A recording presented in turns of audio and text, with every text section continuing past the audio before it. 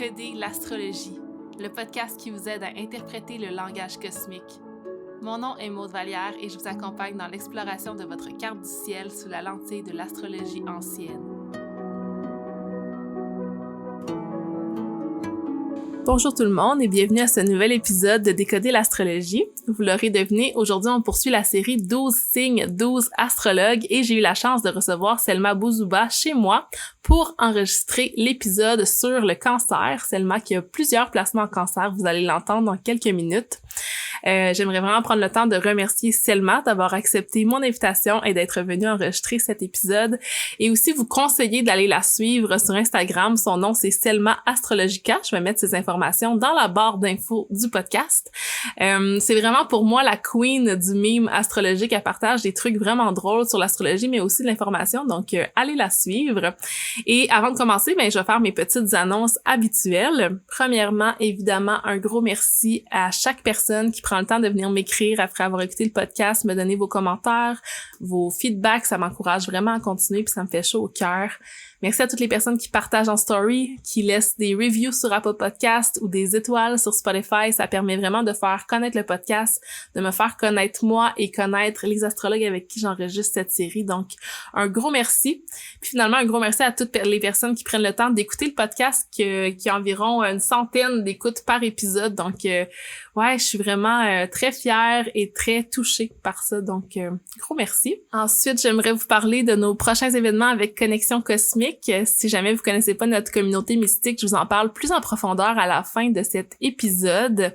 Notre prochain événement va être un cercle de lune qui va avoir lieu le 8 août prochain en ligne sur Zoom. C'est un cercle de lune pour célébrer la saison du lion. Donc, on se rassemble en communauté, on parle des énergies astrologiques du moment. Donc, oui, la pleine lune en Verseau, la saison du lion, Vénus en lion, mais aussi les aspects qui se forment entre les planètes dans le ciel. On va aussi faire différentes activités pour éveiller son cœur d'enfant, pour reprendre son pouvoir et vraiment se célébrer, partager. Ça va vraiment être un super beau moment. Ensuite, notre deuxième atelier du mois d'août, ça va être un atelier sur les nœuds lunaires dans nos cartes du ciel. Donc, on va voir la version un petit peu plus hellénistique des nœuds lunaires et version un petit peu plus karmique, évolutive.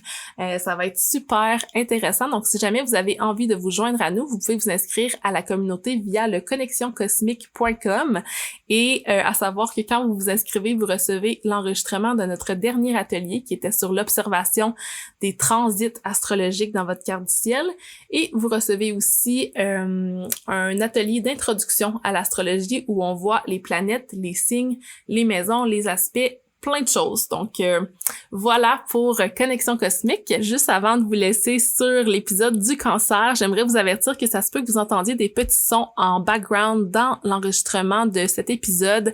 C'est en fait nos mains qui tapaient, qui s'activaient sur la table pendant qu'on parlait. Donc, je suis vraiment désolée pour ça, puis je vais faire plus attention la prochaine fois. Donc, sur ce, je vous laisse avec moi et Selma pour le cancer.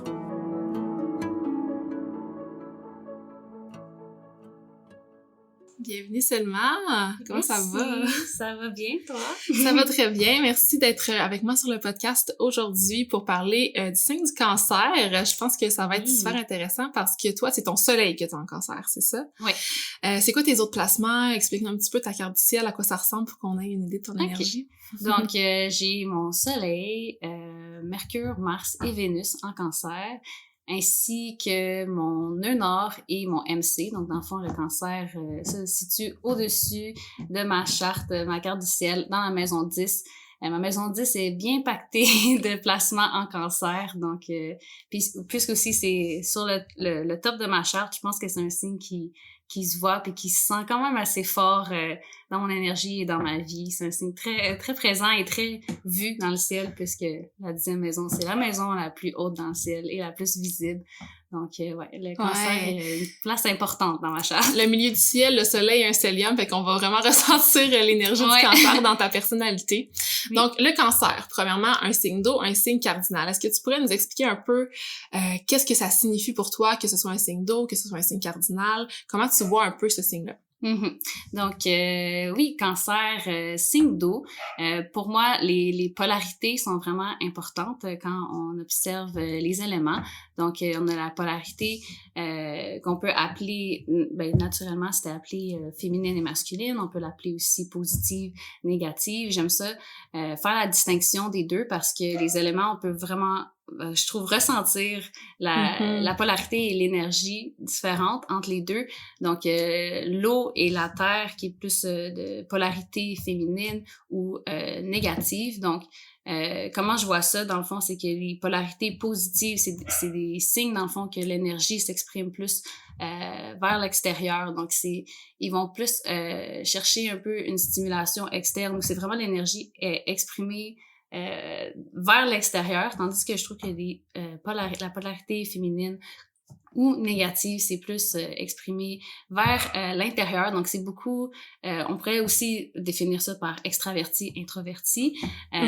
Donc, l'énergie cancer, je trouve que l'élément eau, c'est un élément qui se ressent beaucoup à l'intérieur, évidemment, comme les émotions qui se passe à l'intérieur de nous. Donc, c'est comme ça que je ressens, dans le fond, la polarité eau. Donc, c'est très... ça se passe beaucoup à l'intérieur. C'est des émotions, c'est des vagues d'émotions. Tu sais, quand on décrit les émotions, on fait souvent référence à l'eau. Une vague d'émotions qui t'emporte puis qui passe. Tu sais, comme la lune aussi. Tu sais, c'est vraiment... ça se passe beaucoup à l'intérieur. Donc, je pense que les signes d'eau sont peut-être des fois eau, terre, c'est plus difficile, je pense, à identifier parce que ça va pas nécessairement être comme un signe d'air et de feu qui est très outgoing, in your face. Le signe d'eau va plus être ça va plus passer à l'intérieur que ça va bouillonner, ça va. Moi, ce que j'utilise comme mot souvent, c'est passif puis actif. Les signes qui sont plus masculins, qui sont plus yang, qui sont plus dans l'action, alors que les signes d'eau puis les signes de terre sont là puis ils reçoivent, tu sais. Fait qu'il y a beaucoup ça avec le cancer qui est un signe d'eau qui est vraiment connecté à ses émotions, connecté à son intuition aussi, peut-être un côté un petit peu psychique, tu sais, connecté vraiment à comme la sagesse de l'univers, dans la fluidité. C'est toutes des choses qu'on voit pas nécessairement dans l'extérieur, qui se passent plus, tu sais, c'est un feeling, une intuition, c'est à l'intérieur, puis ça se voit pas, ça peut pas nécessairement s'expliquer, ça vient de l'intérieur. Ouais. J'aimerais ça faire un petit point sur ce qui se passe dans notre environnement en ce moment. Il y a comme mon chien qui jappe, mes chats qui miaulent, puis je trouve ça vraiment drôle parce qu'on associe beaucoup le signe du cancer au signe qui est le plus attaché aux animaux, puis des choses comme ça. Fait que je trouve ça super fun. Puis aussi à la maison, tu sais, en ce moment tu m'invites dans ton espace, puis c'est tellement un espace qui est intime, la maison, tu sais, qu'on va pas...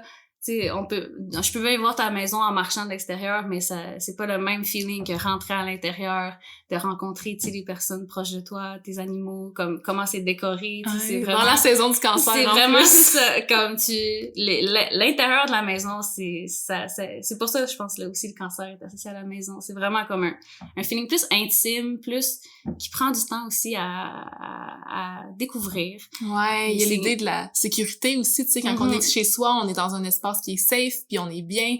Donc, il y a beaucoup cette idée de protection-là, je pense, avec la petite coquille du cancer. En plus d'être un signe d'eau, le cancer est aussi un signe cardinal. Donc, peux-tu nous expliquer ce que c'est un signe cardinal? Oui, donc les signes cardinaux, ils commencent, dans le fond, les saisons. Donc, le cancer, c'est le deuxième signe cardinal qui commence, dans le fond, au solstice d'été, qui est la journée la plus longue de l'année. Donc, dans le fond, les signes cardinaux, c'est des signes qu'on dit initiateurs, qui débutent la saison. Donc, même si le cancer est dans la polarité plus passive, comme tu dis, c'est quand même un signe, je pense qu'il faut pas sous-estimer, qui aime quand même aussi diriger, parce que quand même le cancer est opposé au signe du Capricorne, puis on connaît le signe du Capricorne comme étant un signe leader, tu sais, comme le Bélier aussi, des signes entreprenants, avenants. Donc je pense que le cancer aussi, comme la Balance, ça va être aussi des acteurs dans l'action, mais qui vont être plus comme qui vont plus s'occuper de, je me rappelle plus comment j'avais entendu ça à un moment donné, mais qui vont vraiment être qui vont comme un lien, c'est comme ceux qui unissent. Tandis que le Bélier est le Capricorne, ça va vraiment être des signes qui vont diriger, qui vont être le leader, tandis que le Cancer et la Balance, ça va être vraiment des signes qui vont comme vraiment unir aussi. Ouais, je vois beaucoup aussi une initiation qui est plus émotionnelle, tu sais, en étant un signe d'eau, donc vraiment initier les émotions, initier les choses à partir du cœur, initier une certaine sécurité émotionnelle, puis tu sais, on associe souvent le Cancer à l'archétype de la mère, puis souvent je trouve que la mère c'est un peu le leader de la famille. Oui, le père, tu sais, il va vraiment dans les genres qui sont un peu plus stéréotypés, tu sais, le père qui ramène l'argent, la mère qui gère tout le reste, en fait, c'est souvent ça. Fait la mère, c'est le pilier, tu sais, personne serait au monde sur cette terre sans la mère. Dans la famille, c'est ça, c'est le pilier. Puis c'est l'initiatrice, elle donne naissance, elle initie la vie, puis c'est ça. Fait que on peut, avec ce parallèle-là, dire aussi que le Cancer, il est gouverné par la Lune, donc il donne des qualités qui sont associées à la Lune, comme par exemple, l'idée de prendre soin comme une mère, prendre soin de soi, prendre soin des autres, le self-care qui est super important pour le Cancer. Avec la Lune aussi, tu sais, la Lune, elle a ses phases, elle a ses cycles, fait que je vois le signe du Cancer comme un signe qui est très cyclique tout au long de sa vie. C'est comme s'il y a plus des choses qui vont revenir tout le temps, comme si ses émotions sont toujours en fluctuation, comme un genre de roller coaster. C'est pour ça qu'on dit souvent aussi que le Cancer des sautes d'humeur, puis qu'il y a de la difficulté à comme la moodiness, puis comme l'imprévisibilité des émotions des fois qui peut encore là une vague d'émotions qui va juste subvenir, puis est-ce que c'est quelque chose que tu ressens quand même chez toi en ayant ton soleil stellium?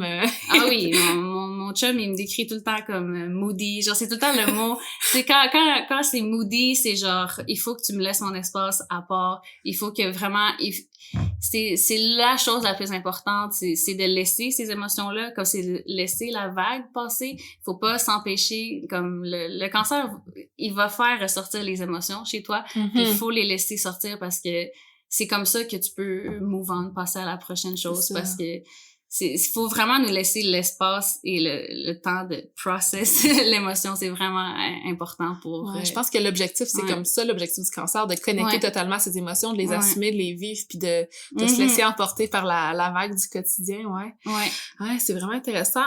Puis sinon, la Lune, tu sais, moi, je l'associe beaucoup avec... le monde matériel, dans le sens de toutes les fluctuations qu'on vit au quotidien. Tu sais, en astrologie traditionnelle, on l'associe justement beaucoup à ça parce qu'elle est très proche de la Terre, fait qu'on peut vraiment relate avec elle, qu'elle soit vraiment proche de nous. On a le cycle menstruel de la femme qui est comme le cycle lunaire, donc vraiment connecté à l'humain. Tandis que le soleil, moi, je le vois plus un peu comme attaché à l'âme. Je sais pas comment tu vois ça, toi, la différence entre lune-soleil.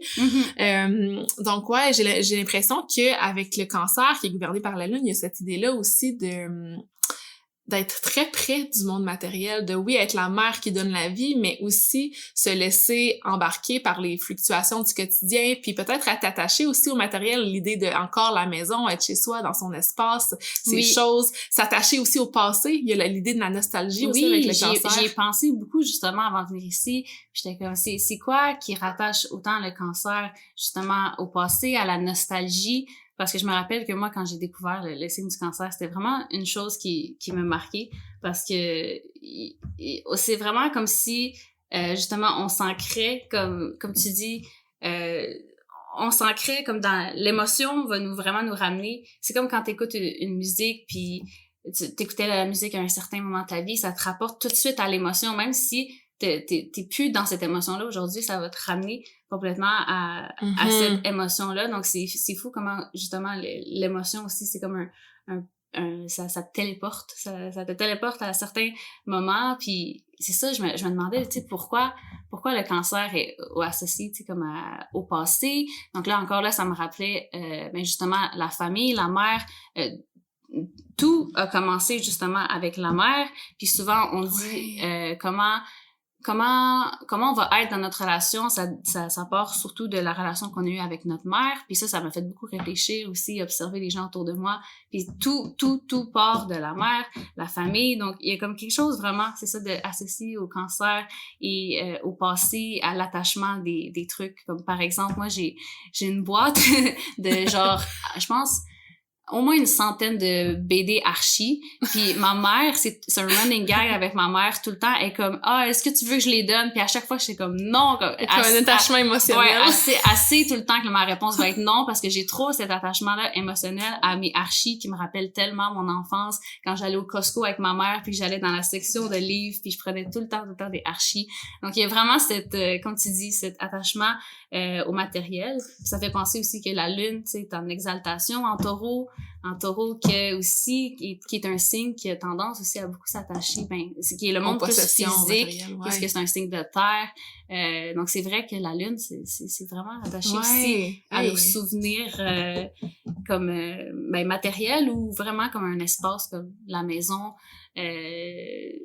l'héritage. Ouais, c'est ça, le concret. Puis j'aime ça, le parallèle que tu fais justement avec le taureau. On a fait un épisode il y a pas longtemps à propos du taureau, puis on parlait de ça justement, de s'attacher justement aux possessions puis tout ça. Fait que le cancer, on le retrouve quand même. Puis je trouve que le taureau, il y a peut-être une idée qui veut du physique, qui veut du concret, mais avec le cancer, c'est le matériel pour les émotions qui sont rattachées, comme la petite anecdote que tu viens de nous raconter. Je trouve ça vraiment intéressant. Ce que j'aime faire aussi avec mes invités sur le podcast, c'est juste prendre un petit moment pour sortir tous les mots-clés qu'on a en lien avec ce signe-là. Fait que je te laisse commencer dans... Oui, en plus, j'en ai fait une hier. Je l'ai pas apporté avec moi, mais je brainstormais.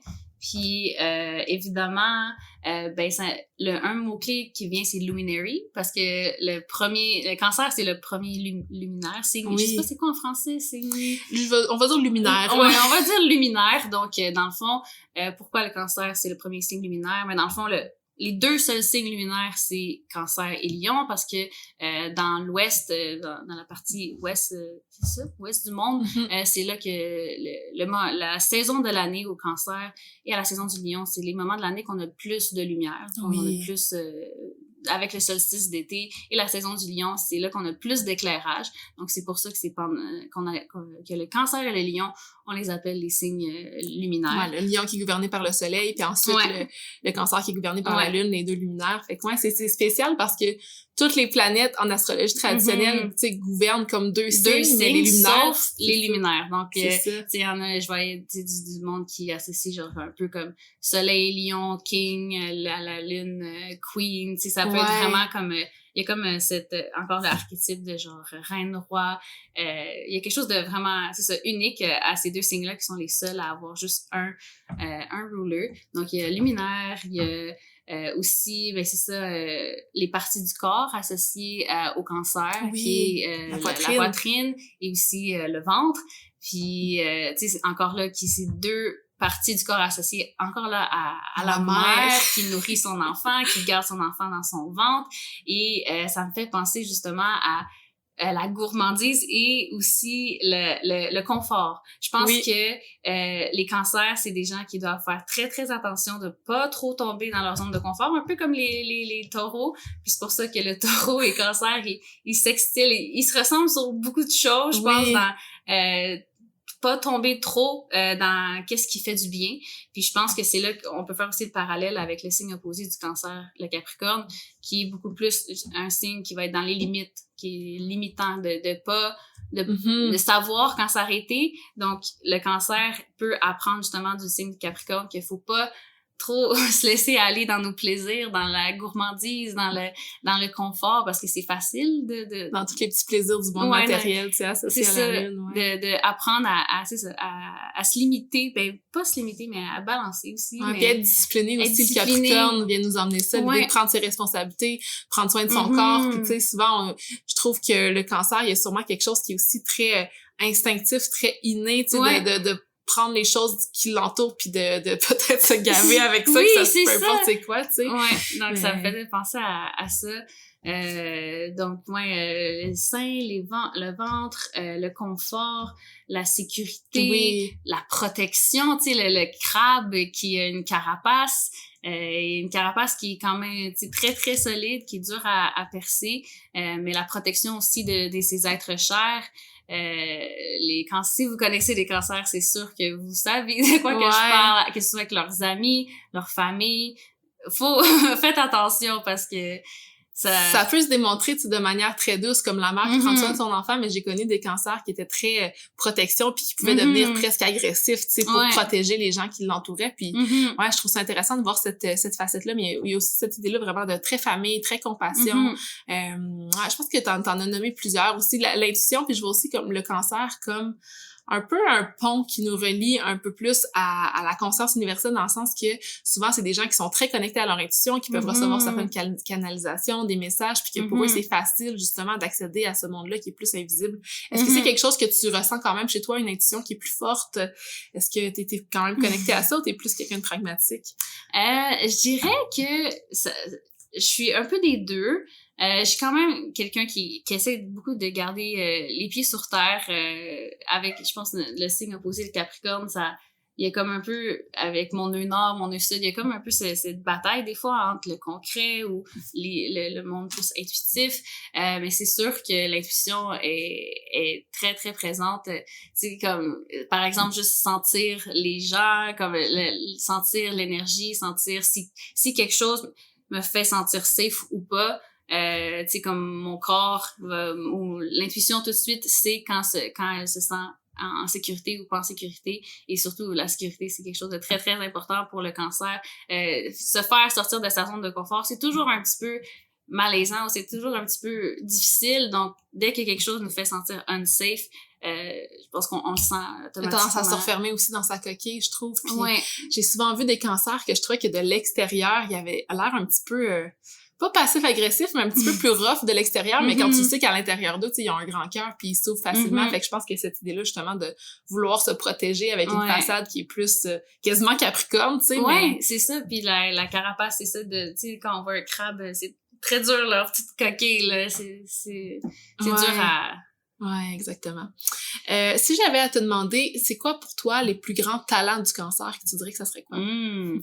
Plus grand talent, je dirais que c'est de faire sentir une émotion à quelqu'un, c'est de faire ressentir. Si t'embarques dans un bateau avec un cancer, comme tu sais que genre tu t'en vas pour une ride comme ça va en juste sécurité, tu sais. Ouais, puis ils vont juste te faire ressentir, comme ils vont faire ressortir les émotions de toi. Ils vont, comme si tu passes un moment avec un cancer, comme tu vas ressentir une émotion comme plus forte, parce que le cancer cherche tout le temps un peu à marquer les gens en leur faisant ressentir quelque chose, parce que c'est comme ça aussi que les gens nous marquent, c'est les émotions qui nous font ressentir. Donc quand on pense à toi, une émotion que tu nous as fait sentir, ben on aime aussi te faire sentir une émotion. Donc c'est ça, je pense que je pense c'est de faire ressortir une émotion. Puis tu sais, on associe aussi le cancer à l'artiste, la créativité aussi, mais je pense que les cancers dans leur art, ils vont être bons à justement transmettre leur émotion. Comme quand je sais pas, on dirait, quand j'écoute de la musique, je sais reconnaître un cancer, parce que c'est juste tellement, il y a juste tellement d'émotions. Ils sont capables de genre transmettre cette émotion, ou que ce soit un prof, tu sais, je vois tellement de profs dans le cancer, genre je voudrais que c'est juste l'amour et l'émotion qui tout vient du cœur. Tout vient du cœur, c'est ça. Le cœur est en dessous de la poitrine qui est associée au cancer, il y a tellement plein de liens à faire. Puis au contraire, si je te dirais un plus grand défi du cancer, qu'est-ce qui peut être difficile pour le cancer? Maîtriser ses émotions, of course. Autant que ça peut être ressentir l'émotion à 1000 degrés, comme autant que ça peut être extrêmement difficile justement de maîtriser ses émotions, être le maître de ses émotions, de reconnaître que t'es le seul et unique, comme tu maîtrises tes émotions, tu peux pas toujours blâmer les émotions sur les autres, sur une situation. C'est de vraiment être pas nécessairement en contrôle, mais de juste assumer que c'est toi qui est maître de tes émotions, c'est toi qui dirige, c'est toi qui a le pouvoir, dans le fond, de pas remettre ça nécessairement sur les autres. Puis je vois encore l'idée de, tu sais, avec l'axe, avec le Capricorne, mais de prendre ses responsabilités. Parfois, je trouve que peut-être dans son ombre, le signe du cancer peut vraiment perdre le contrôle sur ses émotions, puis devenir vraiment intense, puis tomber peut-être dans les grosses sautes d'humeur, tomber dans même l'esprit de vengeance, puis de vraiment s'attacher comme à ces émotions-là, comme la lune qui gouverne le monde matériel, vraiment s'attacher au monde matériel, puis à ce qui arrive, tu sais, autour de soi. Ou même tomber un peu peu dans la victime Oui. mode, de genre, je suis tellement, justement, comme tu disais au début, passif. Je suis tellement passif, comme, je subis. Tout m'arrive, ouais. Je subis tout. Mais non, comme le cancer, c'est un signe cardinal, puis tu peux pas subir. Il faut que tu agisses. Faut que tu prennes action pour transcender ces émotions. Tu prennes action de tes émotions, tu prennes responsabilité de tes émotions. C'est vraiment intéressant. Je pense que le challenge aussi, on en a parlé, mais l'idée de sortir de chez soi, ça revient aussi avec le taureau. J'ai rencontré beaucoup de personnes avec des énergies de taureau et cancer dans ma vie, puis je trouve que c'est souvent des homebodies qui veulent pas sortir de chez eux puis aller dans le monde extérieur. Il y a vraiment, on en parlait un petit peu avant le podcast, mais en astrologie plus moderne, on associe beaucoup le cancer à la maison 4, vraiment le bas du ciel. Fait que c'est vraiment la vie privée, son chez soi. C'est ça, c'est des trucs que comme, tu sais, par exemple, l'adresse où tu vis ou la maison où tu vis, c'est quelque chose que comme, c'est pas nécessairement, pas quelque chose qui est connu comme par exemple la 10e maison, tu sais, qui est au-dessus du ciel, qui est plus associée à la carrière, tu sais, c'est quelque chose que souvent on va connaître des gens, ce qu'ils font dans la vie, puis tout ça. Mais la maison 4, qui représente plus justement le chez-soi, la maison, c'est quelque chose qui est justement moins connu. Tu vas pas nécessairement connaître. Tu peux connaître quelqu'un, mais tu sais pas où qu'elle habite. Tu sais pas comment. C'est ça. C'est pas sa chambre. Un bout, là. Tu sais pas sa chambre elle ressemble à quoi. Genre tu sais pas. Tu sais comme. Des choses plus intimes, ouais. Puis moi ça me fait rire parce que quand j'étais jeune, ben tu sais la curiosité évidemment, j'ai une lune en Gémeaux. Puis tu sais comme. Moi, justement, tu sais, quand le cancer recherche tout le temps la profondeur aussi. Donc moi, j'arrivais dans la chambre de mes amis, puis tu sais, je dirais que je voulais juste commencer à fouiller partout, genre, puis dans leurs affaires, parce que je voulais juste, tu sais, pour moi, découvrir un espace, c'est déjà, tu sais, connaître leurs petits genre journaux, leurs petits magazines. Tu sais, moi, je voulais juste fouiller, puis genre. Je pense qu'il y a un peu ta lune en Gémeaux là-dedans aussi, qui est très curieuse. C'est sûr, mais la lune, c'est comme comment on se sent nourri, tu sais. Ouais. C'est comment on se nourrit, comment on se sent comme justement à l'aise et bien. Donc ma lune, justement, ça représente comment on se nourrit. Donc en Gémeaux, c'est sûr que il y a la curiosité. Ouais. Puis on a quand même parlé au début de l'épisode, mais l'axe cancer-capricorne, on en parlait un petit peu des différences. Est-ce que tu verrais quelque chose qui unit le cancer et le capricorne? C'est qu'est-ce qui est semblable chez eux? C'est définitivement comme c'est de construire la construction d'une base et la construction, c'est ça, d'une fondation. Et c'est drôle parce que je connais justement beaucoup de Capricornes aussi, me semble dans le domaine de l'architecture ou du design, le cancer aussi. Donc je sais pas, il y a vraiment construire quelque chose, que ce soit justement de la fondation à le Capricorne, lui, qui est plus loin dans l'année. Donc c'est plus le Capricorne, là, t'es rendu au top de la montagne, tu sais, la petite chèvre qui monte la montagne, il regarde tout qu'est-ce qu'elle a créé, tout qu'est-ce qu'elle a accompli. Mais le cancer et le Capricorne, je pense que c'est vraiment de construire une base solide, une fondation qui leur fait sentir c'est aussi comme les archétypes des parents, tu sais, t'as le Capricorne qui serait associé au père, encore le cancer avec la mère, qui construisent la fondation de leur famille. Leur famille, leur cocon, puis ce que je vois moi aussi entre le cancer et le Capricorne, c'est l'idée du contrôle. Fait que le Capricorne qui est beaucoup dans le contrôle du monde concret, du monde extérieur, puis le cancer qui est dans le contrôle de ce monde émotionnel, puis j'ai l'impression que c'est comme si le cancer devait apprendre à se sentir à la maison dans le monde extérieur, tandis que le Capricorne, lui, devait apprendre à se sentir à la maison dans son monde intérieur, puis que les deux se complètent. C'est tellement vrai.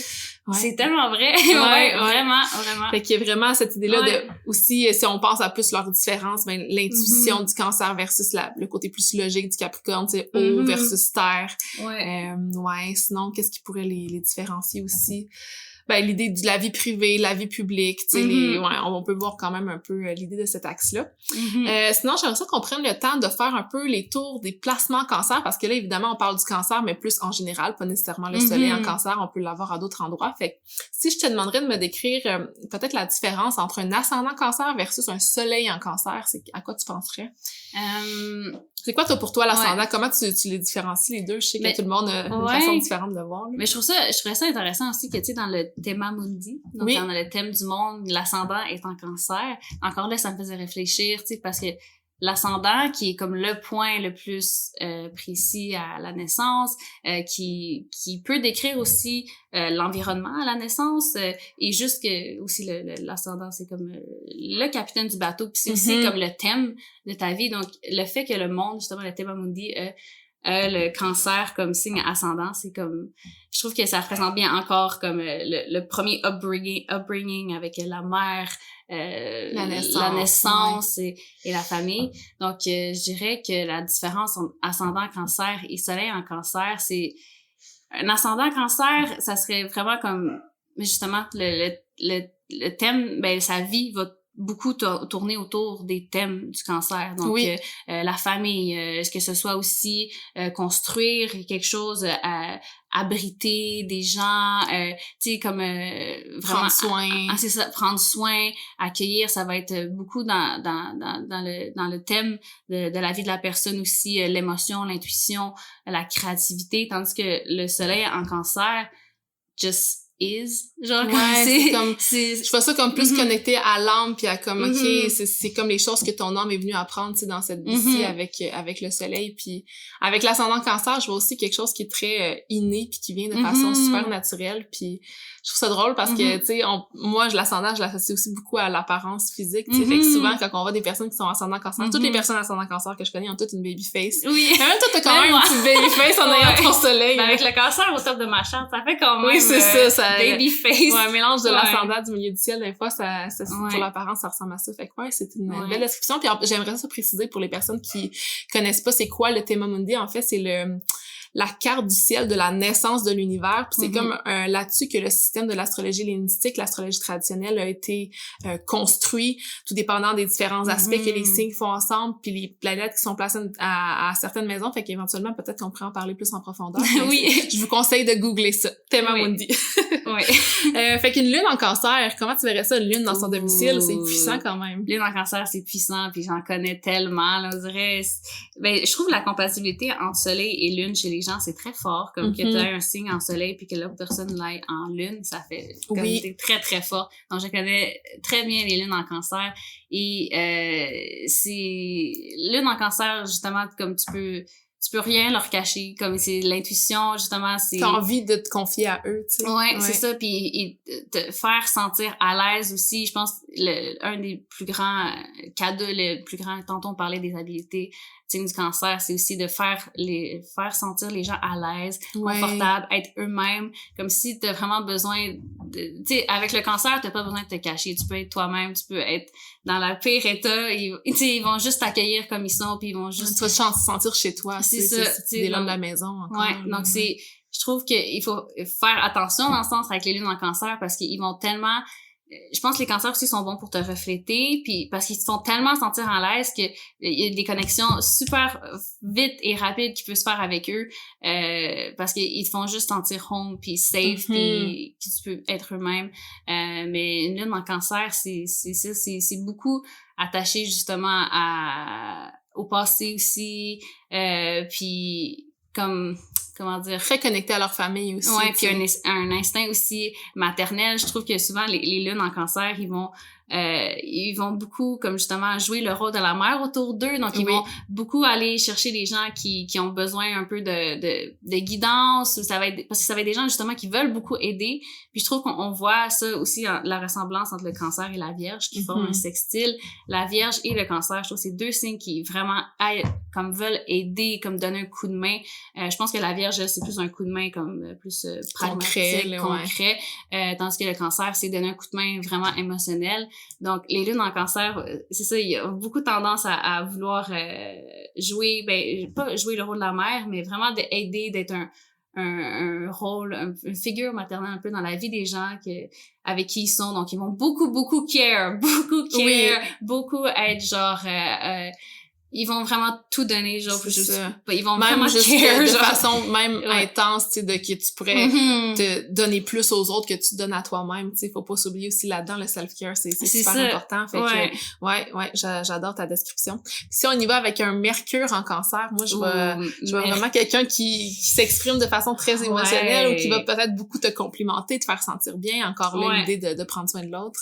Ouais, tellement, puis les Mercures en cancer, là, pour vrai, là, c'est les gens avec la meilleure mémoire que je te dis là, ils vont te sortir des trucs là qui datent de tellement longtemps mais en précision là puis en détail, puis c'est parce qu'ils vont justement associer l'émotion à ce souvenir, donc ils sont capables de genre te dire des trucs que t'avais complètement oubliés, puis genre, je sais pas, il y a juste vraiment quelque chose que c'est comme avec un Mercure en Cancer, tu te sens écouté, tu te sens vraiment validé, tu te sens vraiment que tu as eu un impact sur eux parce qu'ils se rappellent tellement des choses, mais pas parce que tu te rappelles pas que ça peut avoir un impact, mais ils associent tellement l'émotion justement au souvenir ou au moment que leur mémoire est juste tellement oui, j'adore ça, j'avais pas pensé de cette façon-là. Elle est imprégnée vraiment d'émotions, puis je sais pas, j'ai une amie Mercure en Cancer aussi, puis elle me rappelle tout le temps des bons moments de jeunesse, puis elle se rappelle exactement des trucs, donc c'est beaucoup de nostalgie aussi. Ouais, puis avec Mercure, tu sais, oui, il y a l'idée de la communication, de comment qu'on s'exprime, comment qu'on parle aux autres, mais je trouve qu'il y a aussi Mercure qui vient gouverner notre sphère mentale, fait que j'ai l'impression que quelqu'un avec Mercure en Cancer,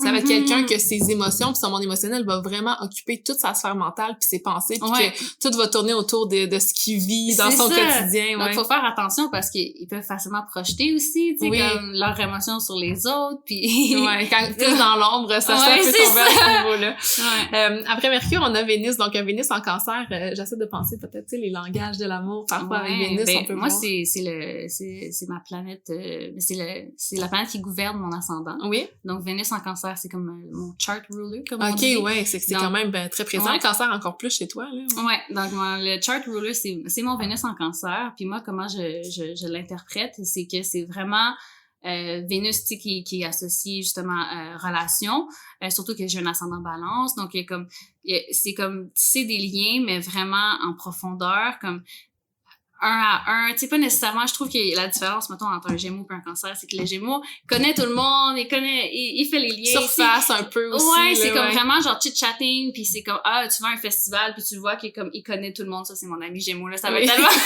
fait rire. On va à un festival, elle connaît tout le monde, nanana. Mais comme Vénus en Cancer, c'est vraiment genre, justement, prendre le temps avec chaque personne. De vraiment go deep avec chaque personne, puis le désir aussi, encore là, d'être comme un support, de vouloir rendre encore là la fondation, donc de créer un espace sécuritaire pour pouvoir exprimer ses émotions. Puis je pense que justement ce partage-là d'émotions, c'est quelque chose qui est très important pour un Vénus en Cancer dans sa façon d'aimer puis de créer des relations avec les autres. Vraiment des liens profonds, puis c'est ça, c'est lien deep, puis qui peut aussi faire attention justement plus le côté sombre, tu sais, de pas tomber dans la comme codépendance, peu importe, parce que des fois justement la mère veut tellement comme protéger, veut tellement être là pour l'autre que c'est comme faut pas s'oublier aussi. Oui, exactement. Moi, je pense que c'est beaucoup dans le service. Fait que, tu sais, quand je passais au langage de l'amour un petit peu plus tôt, j'ai l'impression que pour satisfaire peut-être un Vénus en Cancer, d'être présent pour lui, de lui rendre des services, de l'aider, je pense que c'est quelque chose qui pourrait. Puis même sa façon d'aimer les autres, ça peut aussi être ça. Là, puis aussi touch, comme le toucher, vraiment comme un peu une mère qui donne un câlin à son enfant, qui berce son enfant, beaucoup le toucher, d'être présent vraiment physiquement. La lune, ça gouverne notre corps, tu sais, c'est ça. Comme j'aime vraiment ça, cette idée-là. Ensuite, Mars en Cancer. Mars en Cancer, me semble qu'il est pas tant confortable. C'est-tu en chute, ouais, c'est ça. Ouais. Donc, tu sais, par exemple, la chute, pour ceux qui savent pas, donc c'est un peu... Mars se sent moins à l'aise dans le signe du Cancer. Il y a plus de misère à faire. Il est exalté en Capricorne, en Cancer, c'est une chute, puis c'est comme si... Moi, la chute, on a différentes conditions planétaires. Il y a l'exaltation, la chute, le détriment, le domicile, puis le détriment, je vois vraiment comme, OK, ça va t'emmener des obstacles, tandis que la chute, c'est comme... Ça va être plus difficile, comme tu vas te sentir un petit peu invisible, ça va pas aboutir à quelque chose. Fait que j'ai l'impression qu'il y a Mars qui veut prendre action, mais le Cancer qui est tellement dans sa réceptivité, dans sa passivité, que l'action est difficile à prendre. T'sais. Ouais, puis Mars en Cancer, justement, dans ma charte, c'est la planète la plus élevée, puis c'est la planète qui est juste à côté de mon soleil, comme vraiment au même degré. Puis en astrologie hellénistique, souvent, ils vont interpréter quand le soleil est très très près d'une planète, c'est encore plus éteint parce qu'ils disent que les soleils, c'est comme un peu under the sun's beam. Oui, c'est ça, il est comme pas exactement au cœur du soleil comme un Casimir, mais mon chat qui saute sur la table, c'est soleil pour le bruit. Qui est comme en combustion. C'est ça, en combustion. Donc encore là, je sens que c'est comme un double défi parce que déjà que le Mars est en chute en Cancer, plus un peu éteinte par le soleil qui brûle au même degré, parce que dans le fond, si on regardait le ciel à ma naissance, on serait incapable de voir Mars parce qu'elle serait trop éteinte par la Les grosseur rayons et du l'énormité soleil. du soleil. Donc, moi, comment je l'interprète dans ma vie, c'est que c'est vraiment, justement, dur de concrétiser et de prendre action, de se défendre aussi, d'être, dans le fond, de faire tout ce que Mars tente de faire naturellement, c'est complètement un peu à l'opposé, tu sais, parce que Mars veut s'affirmer, veut agir, veut veut aussi être pas le meilleur, mais tu veux vraiment être comme on se comprend, tu veux être at the top. Donc Mars en cancer, si on prend aussi l'archétype de Mars qui est comme le guerrier, comment Mars en cancer va à la guerre, c'est un peu sideways, de côté, comme un peu un crabe, tu sais. Donc, il va pas nécessairement approcher le conflit directement. Il va plus le prendre de côté. Donc, par exemple, tu vas en parler à des amis avant de parler à la personne directement. Tu approches le conflit un peu vraiment d'un côté de façon indirecte là, de façon indirecte, c'est ça. Donc c'est vraiment d'apprendre à aller de dire les choses directement, d'aller directement vers le but désiré, puis aussi comment un Mars en cancer irait à la guerre, justement, c'est avec les émotions. Donc le Mars en cancer peut venir chercher des émotions très qui est surtout en Mars en cancer, très bouillonnantes, très qui viennent du plus qui viennent vraiment du cœur puis qui sortent de manière qui est pas super fluide pour Mars, qui va pas nécessairement dans l'affirmation, tu vois. Donc c'est comme un peu l'explosion d'émotions. Donc c'est vraiment c'est de faire attention avec le Mars en cancer, de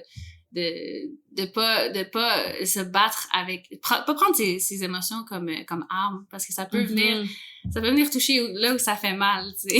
Ouais, je trouve ça vraiment intéressant, puis en plus que tu l'aies aussi puis que tu puisses nous en parler. Donc si on penserait à Jupiter en cancer, qu'est-ce qui deviendrait automatiquement? Moi j'ai déjà l'idée de peut-être une connexion à sa spiritualité qui passe par les émotions ou des émotions accentuées. Ouais, tu sais, en plus que le cancer c'est le premier signe d'eau, donc c'est l'initiateur d'émotions. Donc c'est avec l'exaltation de Jupiter en cancer, je vois comme c'est vraiment d'aller chercher des nouvelles émotions à travers les expériences, à travers la sagesse, à travers les apprentissages.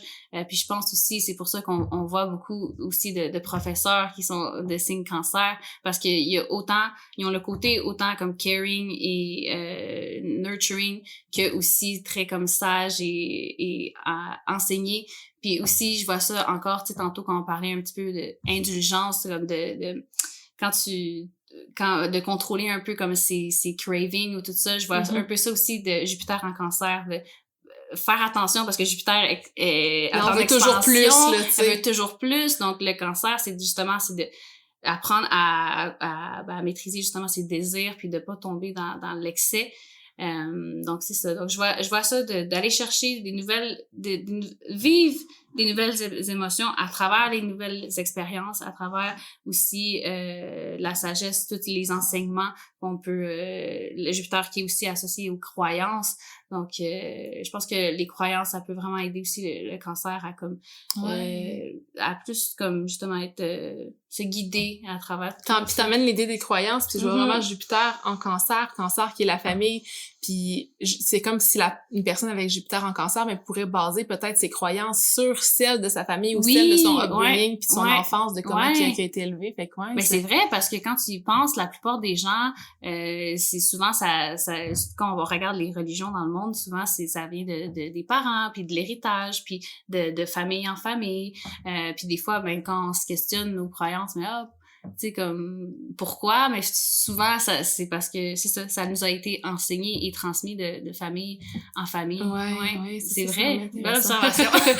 Ensuite Saturne en cancer, donc finalement c'est sûr que c'est une plus grande masse de personnes qui ont Saturne en cancer. Fait que moi j'ai l'impression que Saturne dans un signe, c'est peut-être pas nécessairement ça qui va venir t'affecter le plus personnellement, ça va être plus presque générationnel parce qu'elle est tellement éloignée, mais j'ai vraiment l'impression que si on pense à la vie d'une personne qui a Saturne en cancer, puis qui va vivre son retour de Saturne, etc., puis Saturne qui vient limiter, puis tout ça, peut-être des limites dans la connexion Ouais. avec sa famille, dans des limites, dans la connexion avec ses émotions. Dans l'expression, c'est ça, d'émotions, de pas être libre, justement, d'exprimer ses émotions, de pas avoir eu un safe space, de pas s'être senti la bienvenue ou de pas s'être senti confortable, de pas avoir eu un cocon comme qui... Un manque de safe. sécurité. C'est ça, manque de safety, peut-être aussi, manque de un blocage au niveau émotionnel.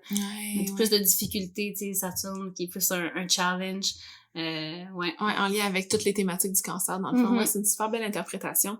Hey, super! Donc, en terminant, j'aimerais ça que tu prennes le temps de peut-être nous raconter certaines, peut-être événements, situations de ton quotidien qui représentent vraiment toi en tant que cancer, comment tu t'exprimes, comment ça se présente dans ta vie. Est-ce que tu as des choses qui te viennent quand que je te demande ça?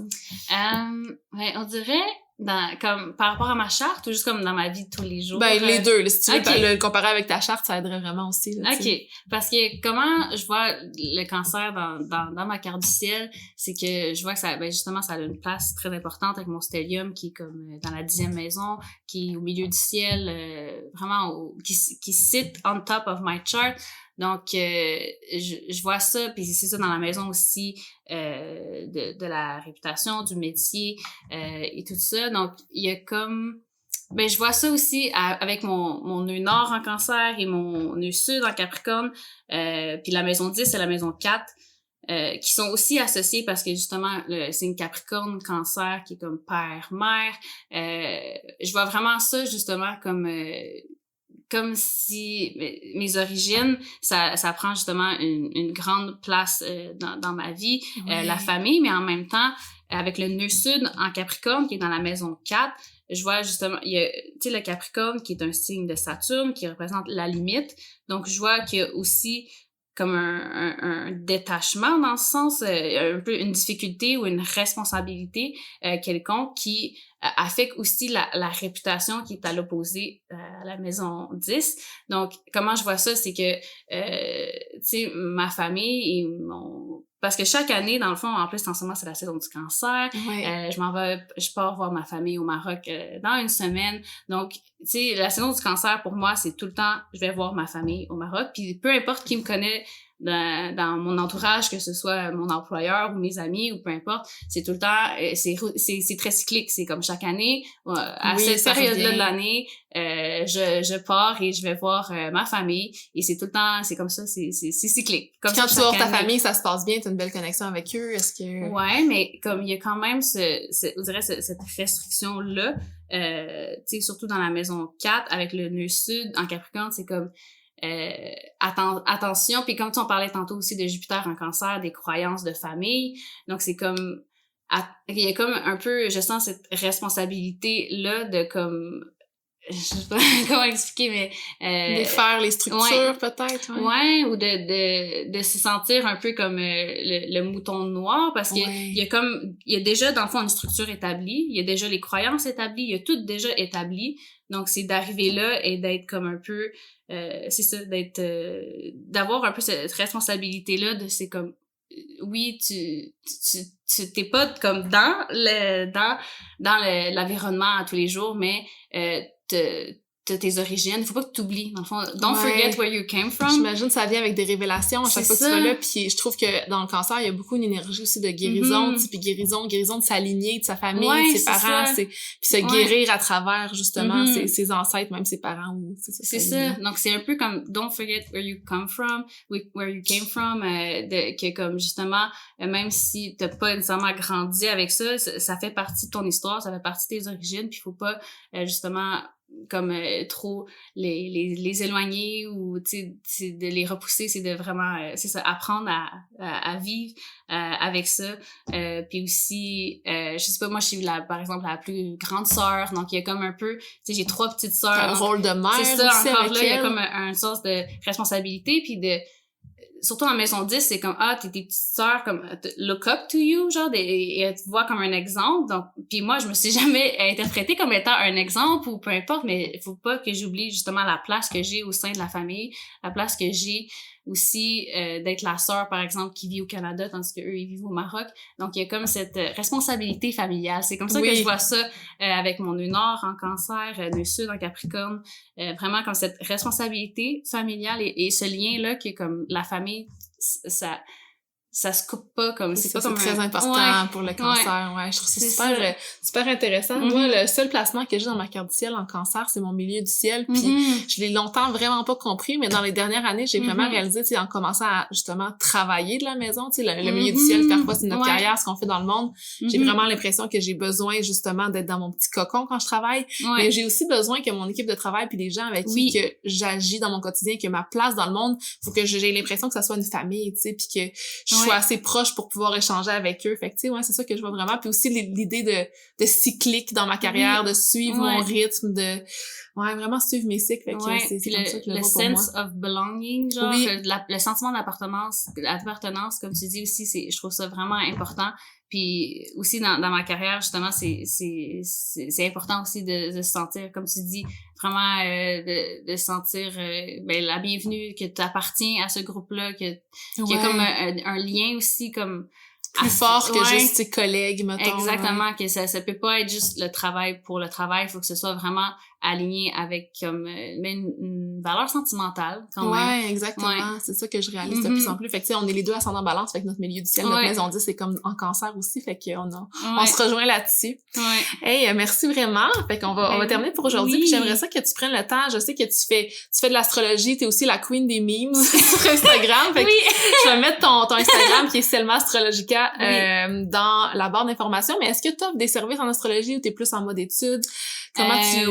je suis cyclique, non, mais c'est dans le sens que des fois j'en fais pas. Il faut me suivre sur ma page Instagram parce que c'est ça, avec le retour aux études, le voyage avec la famille, tu t'adaptes selon ta vie. C'est ça, j'ai un horaire un petit peu qui c'est ça, tu l'as dit, cyclique. C'est ça, qui varie. Donc, je vous conseille vraiment d'aller suivre Selma sur Instagram, puis si jamais un jour tu en fais, vous allez pouvoir voir cela, puis voir aussi son côté qui est vraiment drôle. Moi, je trouve que c'est l'astrologue que je suis qui est la plus drôle, puis qui partage toujours des choses le fun. Ma lune en Gémeaux est très présente.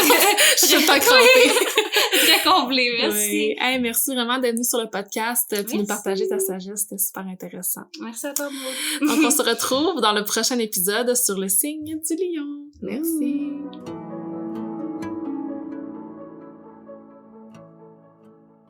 Si vous avez envie d'apprendre l'astrologie, que vous aimez les arts mystiques, puis que vous avez envie de connecter avec des personnes qui ont les mêmes passions que vous, je vous invite à rejoindre Connexion Cosmique, notre communauté mystique que j'ai cofondée avec mon amie Marianne, une communauté dans laquelle on offre un cercle de lune par mois où on parle des énergies astrologiques du moment où on prend le temps de connecter ensemble. On offre aussi un atelier d'astrologie sur un sujet différent à chaque mois. Toutes les semaines, vous avez droit à un tirage de tarot collectif dans lequel vous pouvez demander des cartes personnalisées. Vous avez aussi accès à un groupe Facebook privé dans lequel échanger, partager, poser des questions. Donc, c'est vraiment un espace magique. On est déjà plus de 50 personnes. J'en reviens pas encore. Donc, bref, si jamais vous voulez vous joindre à nous, vous pouvez le faire via le connexioncosmique.com. Vous allez avoir les informations dans la barre d'infos du podcast. Et sachez que si vous vous inscrivez avant le mois de septembre 2022, vous pouvez avoir notre prix de lancement de 20$ plus taxes. Après ça, ça va monter à notre prix régulier. Et quand vous vous inscrivez, vous recevez par la poste un petit colis avec des goodies, dont un aide-mémoire astrologique. Vous allez aussi recevoir l'enregistrement de notre atelier d'introduction à l'astrologie dans lequel on parle des planètes, des signes, des maisons, des aspects, des conditions, donc plein de belles clés. Et en plus de tout ça, vous recevez l'enregistrement de notre dernier atelier d'astrologie. Donc, si vous inscrivez avant le 21 août, ça va être l'atelier sur observer les transits dans votre carte du ciel. Donc, c'est tout ce que j'avais à dire pour Connexion Cosmique aujourd'hui. Je vous laisse là-dessus. Je vous remercie d'avoir écouté jusqu'à la fin, si vous êtes encore là. Et on se reparle dans un prochain épisode.